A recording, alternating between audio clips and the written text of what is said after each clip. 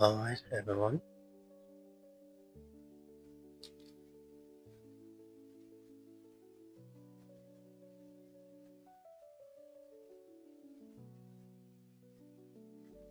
Give me a few short time. Let me set up my life.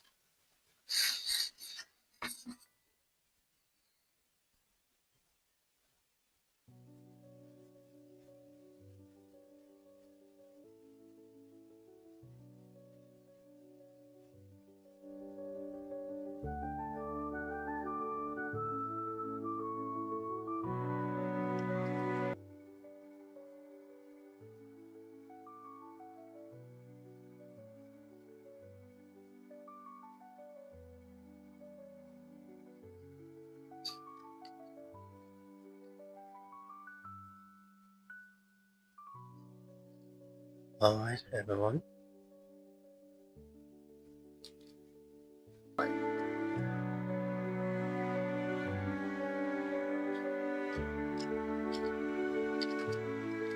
Yes.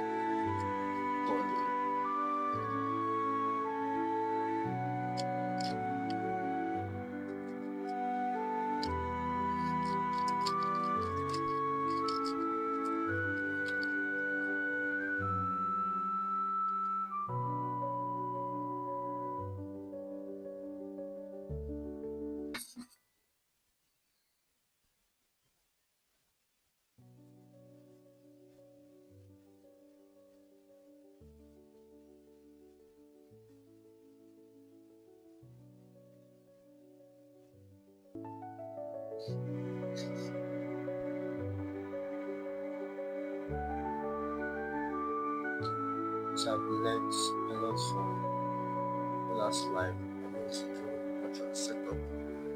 Just take this.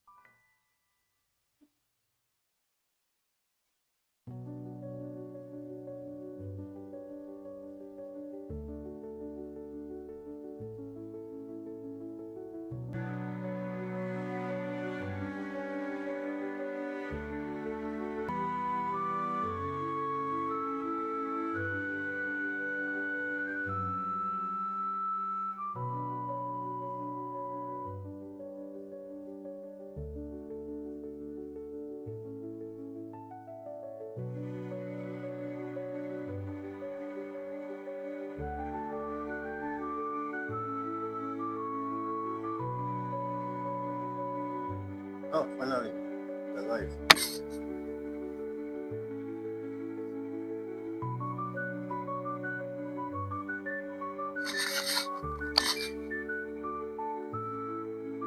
Yeah, let's continue. Hello, everyone. Welcome to today's live video.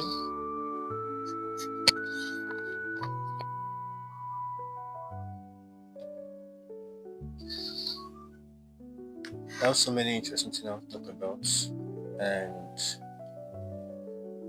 first, I'm going to just like check some interesting stories and we begin.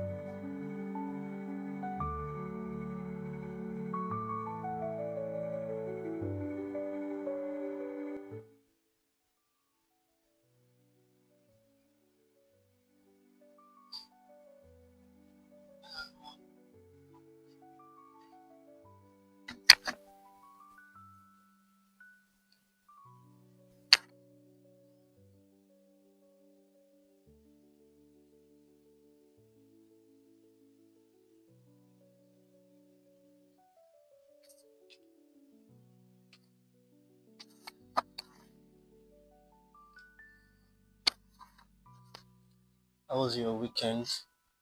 For me, it's Monday the next week, and it's the beginning of a whole new week. A lot of interesting stories that happened in the entertainment space, specifically the film space, while everyone has been a weekend and they have things that are doing, unlike myself. I've been all over the internet and I've seen stuffs that are happening. Whether you're a Marvel fan or a DC fan, there are interesting things that are happening. Like, for instance, the DC space, the biggest thing that's happening lanterns that is coming in next week. So by Sunday next week, should get lanterns. Also, the Dragon just finished about a few, no, a few hours ago, or it hasn't started. Depending, I don't know how this one works because I'm in Nigeria, and for me, it's supposed to, for them it's supposed to be Sunday, so the time is Sunday 9 p.m. So chat this, I think it's 3 o'clock on Monday midnight, 3 a.m. by Monday midnight. But for me, so a lot of people that are in Nigeria want us to wake, wake up at midnight unless they have nothing to doing, or they just want to, they're just crazy of a fun. And HBO Max is not even available in Nigeria, so unless they're using VPN, they have other means. You have to wait till morning to see House of the Dragon. And for me, House of the Dragon has been not really one of the greatest things that I've seen so far.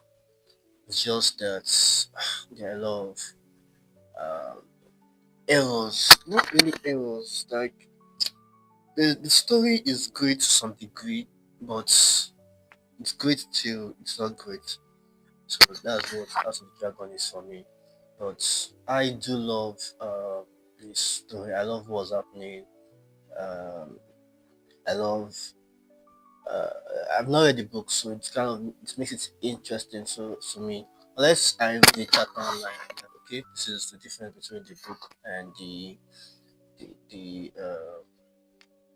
difference between the book and the show. So that's why you can see, that's why you can be like, okay, it's actually issue. But if you're taking the show as well, that you have no idea what the story is all about, it's good until they're just trying to drag it. Like last season, it was getting so annoying because we know that by season one, what's about to happen. By season two, they are not dragging it, and like everybody's playing and setting their pieces, and they're just trying to prepare. It feels like they're preparing for the war. So you spend the entire season preparing for the war.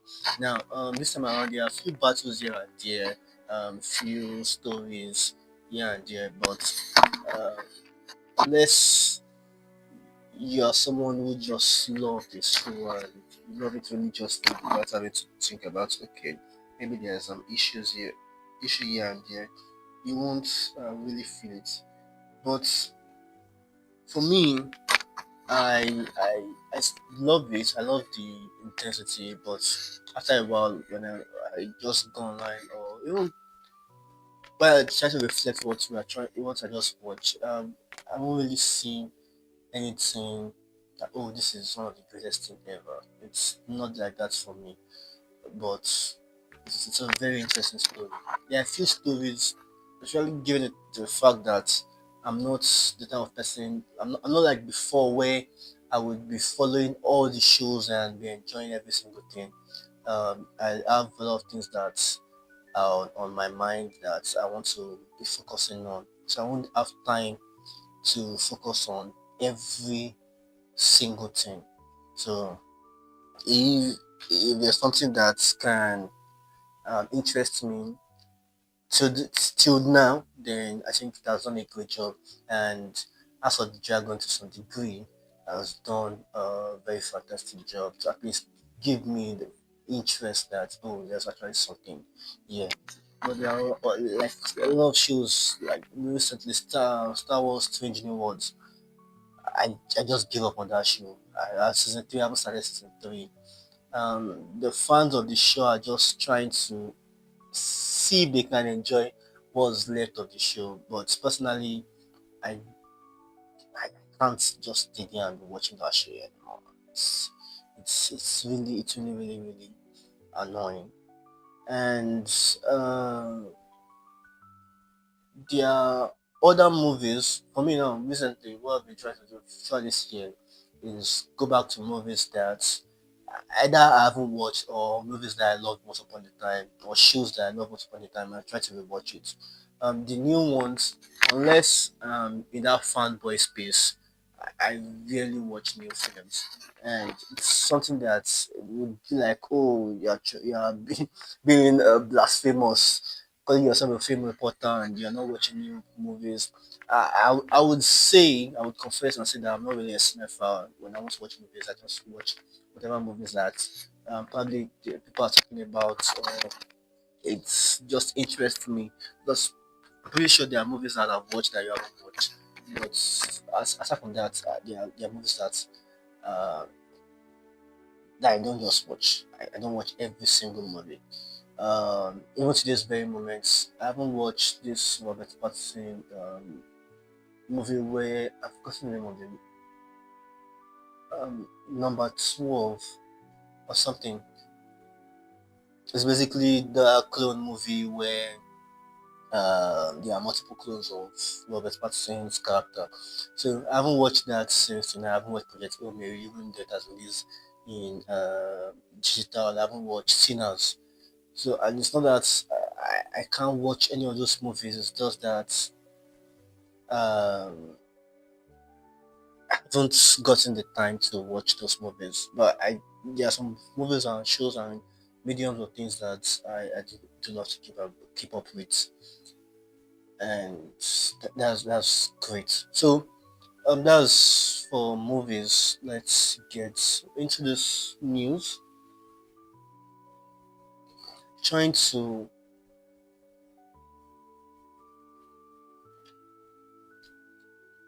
eat some of these videos, but trying to click some of these images is taking time to load.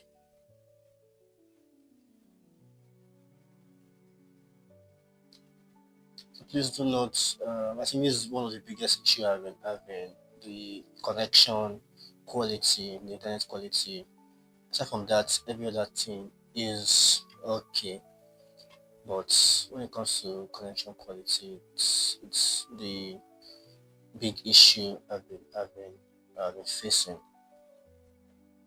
I think I've gotten video rights, I've gotten audio rights to some degree. When it comes to quality of connection and internet, let me put this here. I'll talk about some movies from various other movies, guys. I just want to talk about the DC and MCU stuff.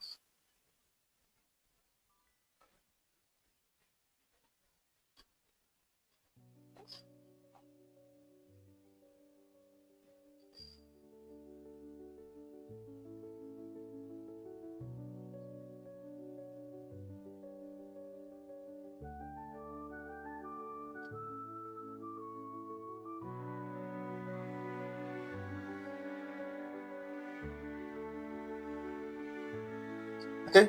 The first is this BTS image of Robert Pattinson as Chris Anthony in prime time. I I hope that I can watch prime time. It's a movie that I'm anticipating, and one of the reasons I want to watch it is not only that, oh, Robert Pattinson is a great actor, he's definitely a great actor, but it's the conversation that has been online when it comes to this movie. Now, in case you don't know, Prime Time follows Chris Hansen, who is a real life human. But Chris Hansen, what he does is that he does this thing called to catch a predator. where basically he lures um, pedos or pedophiles and try to get them that, oh, um, you are you're a predator and you are trying to get into the pants of young boys and young girls. So he tries to lure them and sometimes persecute them. I think most times try to persecute them and get them arrested by the police. So the chapter online is this Chris Hansen fellow, is he doing the right thing for society? So, he he tries to lure pedophiles and say that, oh, you're a pedophile and you'll be caught while you trying to look for young girls and because, oh, I'm a pedophile. And one of the things I discovered was that not every single person has been persecuted, and people try to make it feel like, oh, it's his fault. And in a way, um, sometimes you can get carried away by the fact that you are doing a show. You want to put on a show and you want to put on uh, great content. It's not just it's not like real life and you just do it and you walk away. So it's great content for TV. So you can get carried away from that. That I know and that I understand.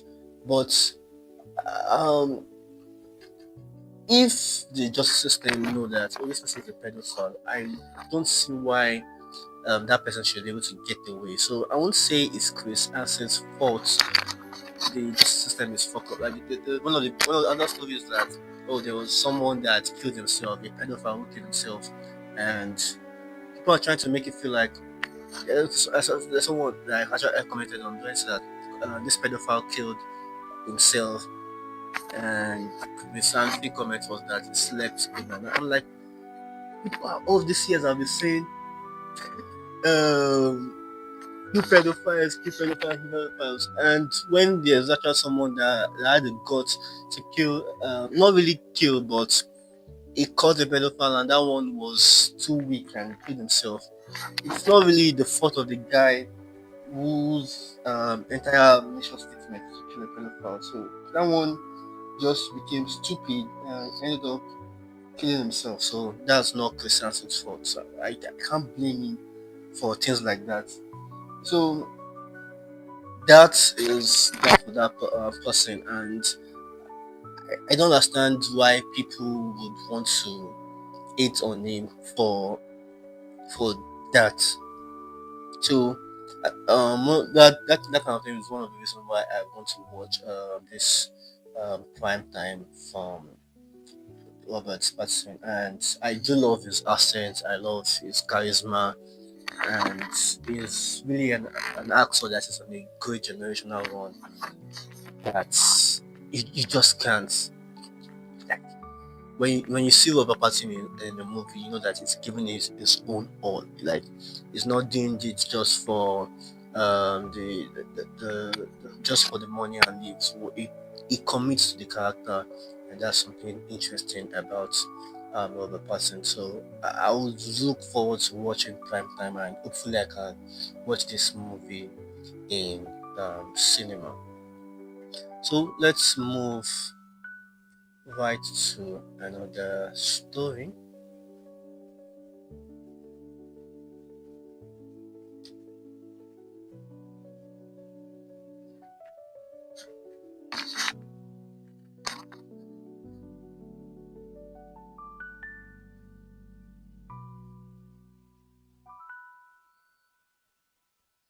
Um, Recently, I think it was in an interview in Comic Con. They asked Charlie Cox if he's going to be available to play the role of Daredevil in Avengers Secret War, and I was like, I won't be in the Secret War. And the thing about Marvel actors and basically the entire Marvel space is that you obviously know that some of these guys are lying. Some of them might be actually telling the truth, but you can't see that some of these guys I don't know what they are doing or what they're actually uh, what they're actually saying. Like if Daredevil said that it's not if Charlie Cox is not going to be a Secret War, I can guarantee at least there's a great chance it's going to be in Secret Wars.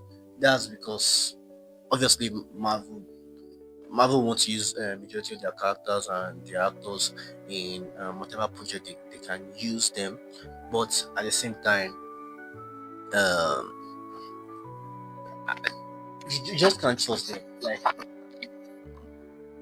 the good example is Tobey Maguire and Andrew Garfield when they were saying that they are going to be in Spider-Man Homecoming, and bam, they just appear in Spider-Man Homecoming. So I'm definitely not going to trust his word for it when he says it's not going to be uh, in Daredevil. So, moving on to another story, I saw this particular artwork and I wanted to post it, but at the same time, I don't want to post it because I can't really trust uh, Marvel when it comes to copyright strike. Sometimes you can see something and you'll be like, oh, that's good to post, but they're just going to nick your account. And I've been faced with a lot of copyright strike lately that I don't even want to even uh, I don't want to even put myself in any trouble.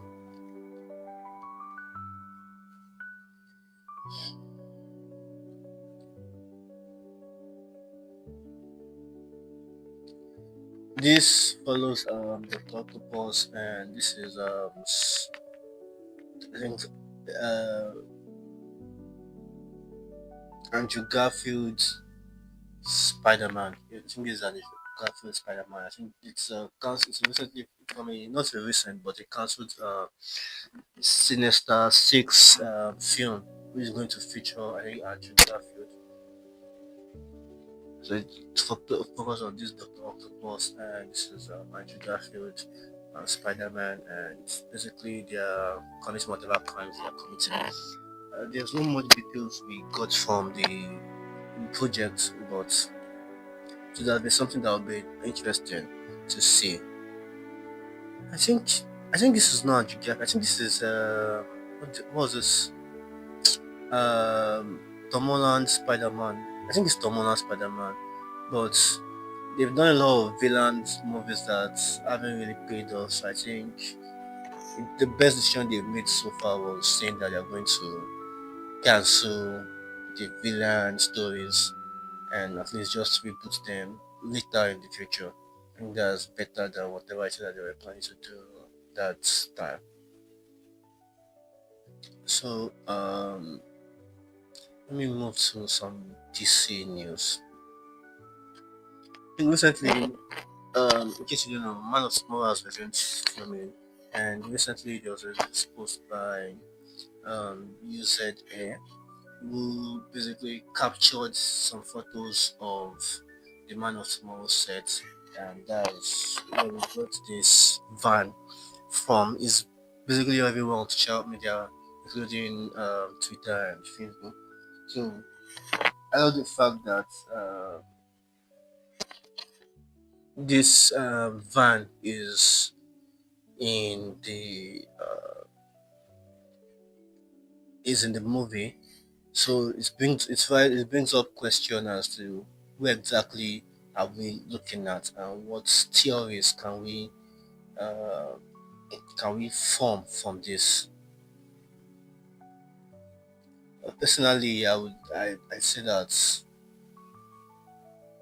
uh, I would say that I love the fact that the movies or the Man of Tomorrow, the new DCU movies are embracing some goofiness to the storytelling they are making. Like if you look at that van, you see that it's giving this uh, old school imagination of what the future would look like. This retro futuristic vibes where everything still look old school, and at the same time, it still looks like something from the future. So it's looks also look like a Scooby Doo mystery incorporated van. It's just like a refurbished Scooby Doo mystery incorporated um, van. And the question is, are we going to get more of the Daily Planet's crew? Is Rachel Brosnan going to be filming in public? I'm going to see Louis Lane, I'm going to see Stephen Lambert, I'm going to see Chief Pearson, and basically Jimmy Olsen and other Daily Planet characters. So, what exactly does the Daily Planet van actually mean in this context? And is this like the standing for the Daily Planet building? Okay, maybe the van is actually outside. What theories can we craft from it? So, I love that little tidbit. I think this one is Metropolis Taxi. So it's basically, we know that right now they're currently in Metropolis, and majority of the stories is going to be in Metropolis. But the recent addition of Blue Beetle, I don't think Blue Beetle is in Metropolis. But with the recent addition of Blue Beetle, some people, the big theory is that Man of Tomorrow is taking place within various parts of the world. So we are going to see heroes from all over the world bringing out planetary threats. So maybe we might get Batman, maybe we might get. I would say if we are getting something about the various parts of the world, I would love for us to see the Ultras. I would love to all those characters that the more Fire and Ice from Brazil. I would love to see Ultras in at least South Korea or Spain, like Spain or Mexico or somewhere like that. I would love to see Talia al Ghul. I would love to see Batman, see how them they are dealing with Brainiac. But there are a lot of stories where Brainiac, though he's a planetary villain, but there are a lot of stories where it just affects just one subsection of the DC universe, or a planet or a city. No, sorry, not a planet, a city, and stuff like that. So the question is, what exactly are we doing? Or what stories are we trying to tell with Brainiac? Moving on, similarly on Shang-Chi and versus Channing Tatum's Gambit in Avengers Doomsday. I don't think he's trying to kill Gambit. Those two seems like they are probably going to be friends more than anything else, and they are just trying to get something out of the way. It says that on Brandy's David show. So, in a way, when I watched the trailer, I could sense that obviously everybody's going to come out working together. So, there are going to be people that are fighting um, everyone. The X Men and the Avengers are going to be fighting each other. So, they also going to be people that are like, what is happening, and they'll basically be not too, they won't be taking that fight seriously. They'll be like, oh, he actually has powers. Is he a bad guy? Is he a good guy? They'll be joking around. So it's a bit like a Spider-Man situation where he's trying to assess the situation while trying to have fun with what's going on and not taking things too seriously, so that at least it won't come out someone that is being uh, someone that's is just being too gritty. So I think at the end of the day they're going to get on right, all right, but they are going to definitely fight. That I can see coming. Everybody from the Avengers to the X Men. I think if not for plot armor, they may make the Avengers win, but I would say that the X Men is stronger than this current Avengers in the MCU. That I can say. Now we also got this Simu Liu on returning as Shang-Chi in Avengers Doomsday. It was such an incredible experience getting to embody the character again. For it, I have such, and for it to have been such a long time and still feel so much love and uh, enthusiasm from the fans is very humbling to me. Um, it's painful that we're not getting Apache 2, and some of the recent comments that we got from Daniel Quentin, the director of Spider-Man, is saying that you have to cut Marvel some slack. Basically, when you're trying to create these stories in this multi saga, multi multiverse saga of the MCU phases, um, some of the stories are not banging as before. So you have to just understand that the stories are just the stories are basically um the stories that you get. There's a time where if a movie do if a movie does good, Marvel is going to greenlight the next sequel for that particular movie. So for this one, I would say that yes, you have to understand that it's not that they're not at that point where they could have done or they could have said okay they are releasing anything that they want to release, but they are trying to do their best to get themselves back. And I love what they are doing right now.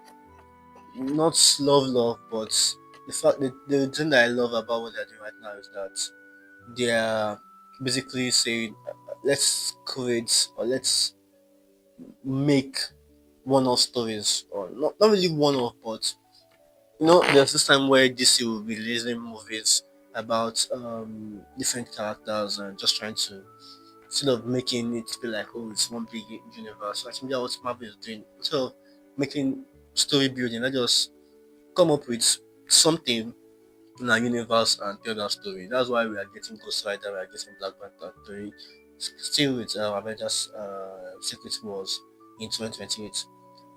Because I think Marvel is moving to the stage where they're not just telling stories and going, oh, let's be building stories every single time and going, oh, from this will lead to this, to this. Let's just tell the stories and not give our fans too much headache when it comes to what we are trying to do here. I think this is something that is interesting. Sebastian Stan with Renate, Winside, and William all joined in London. And the thing that is very interesting is Sebastian Stan in Bowed In.